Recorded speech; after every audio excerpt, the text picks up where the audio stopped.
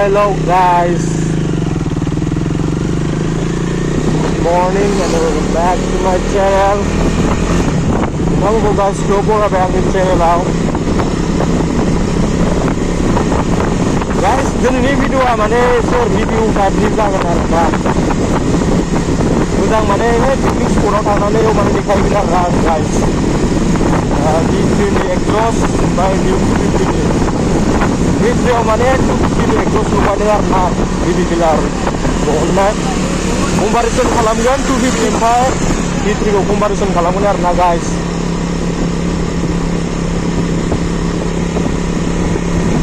So नोंथांमोना नायलांबाय था आरोना.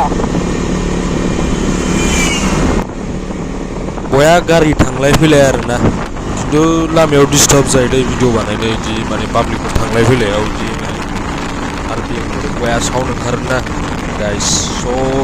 पिकनिक स्पटआव थांनानै लानोसै इयाव आरामसे देखायनोसै आरोना नोंथांमोननो गाइस आं दा सलायगासिनो KTM Duke 250 मजा नाङो गारिखौ एकदमबारे सलायनानै हिट नाङो आरोना बया स्मुथ BS6 ना बया स्मुथ नाङो ini engine power को बुंनो थाङोबा cc को बुङोबा 248.8 cc आरोना liquid cool engine आरोना गाइस ini max power जाबाय 30 PS 9000 RPM आरोना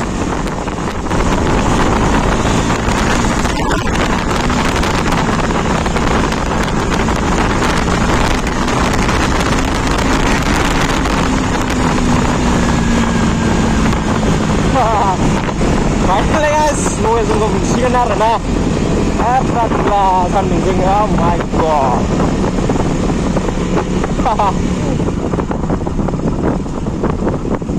Sakalaka boom boom. Hey, Finally guys, saya एकदमबारे मजा खालामदों आरोना साजायदों माने.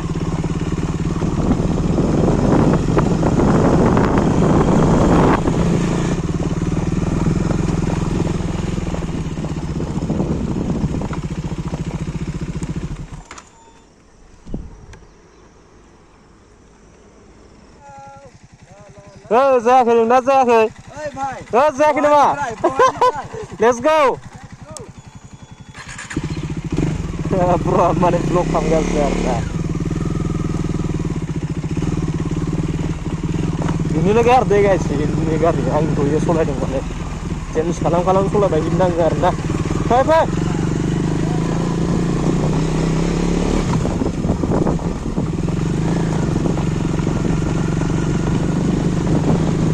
सानै फैगासिनो आरोना ब्रिज मोनफैबाय सार फैगासिनो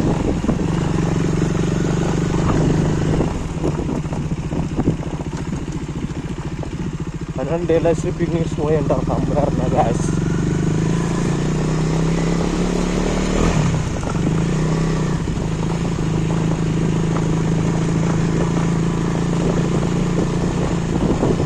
जायगाखौ मजा नुयो आरोना सानसेनि सान ओंखारनायजों OMG arna guys, what a beautiful place. Sakalaka boom boom arna guys.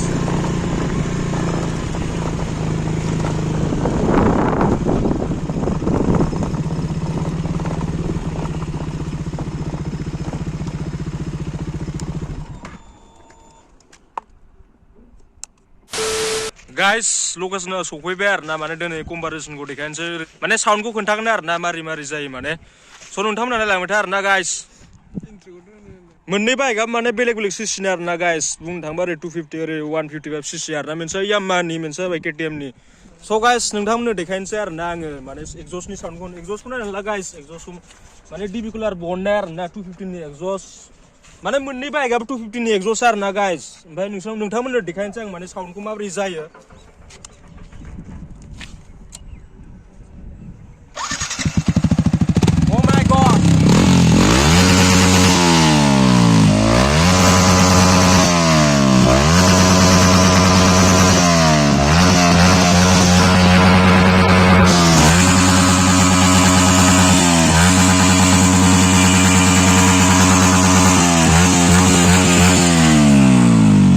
Guys नोंथांमोनथ' नुबायना माने R15 नि साउन्डखौथ' माने एग्जस्ट साउन्डखौ नोंथांमोना खोनाबाय दा नोंथांमोननो खोनासंहोनोसै आरो ना Duke 250 नि माने बेनाबो DB किलारा बननाय दे गाइस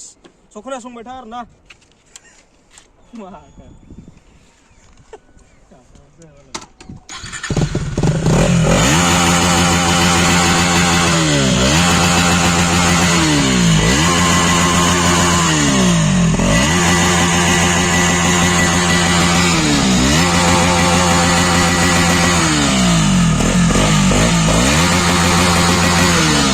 नोंथांमोनथ' माने खोन्थाबाय आरो ना आङो साउन्डफोरखौ माबोरै जायो स' खोन्थाबाय स' नोंथांमोना नायलांबाय था आरो ना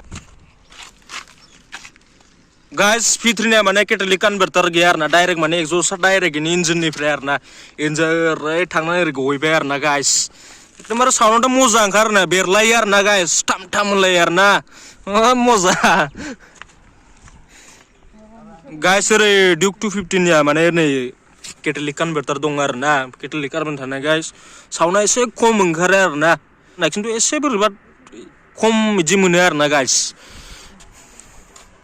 KTM निया माने बांसिन इन्जिननिफ्राय साउन्ड ओंखारखायो आरो ना इन्जिननिफ्राय डाइरेक्ट ओंखारखायो आरो ना गाइसनि साउन्डआ मोननै गारिया बेड नङा आरो ना मोजाङानो साउन्डआव मोजाङानो पारफरमेन्सफ्राव माने थिगानो आरो ना गाइस दं एक्टर प्रनिया माने चेनेल दं आरो ना चिन एक्सप्लरार सापर्ट खालामनो आरो ना गाइस बिथाङा माने मोजां भिडिअ लाबोनो ट्राइ खालामगासिनो आरो ना माने निउ बिगिनारसो आरो ना गाइस जायाखौ नाय गाइस एकदमबारे मोजा आरो ना माने दा बारा मानसि जाथ'वाखै आरो ना गाइस पिकनिक स्पटआव जानुवारिनिफ्रायसो जागोन नालाय स्टार्ट जाथ'वाखै माने ओरै आरो फट'शुट सोलिगासिनो गाइस दिनैनि भिडिअखौ बेखिनियावनो फोजोबनोसै आरो ना नोंथांमोना मोजां मोनदोंबा लाइक खालाम शेयार खालाम आरो साबस्क्राइब खालामना हो आरो ना स' गाइस बाय बाय लाभ इउ अल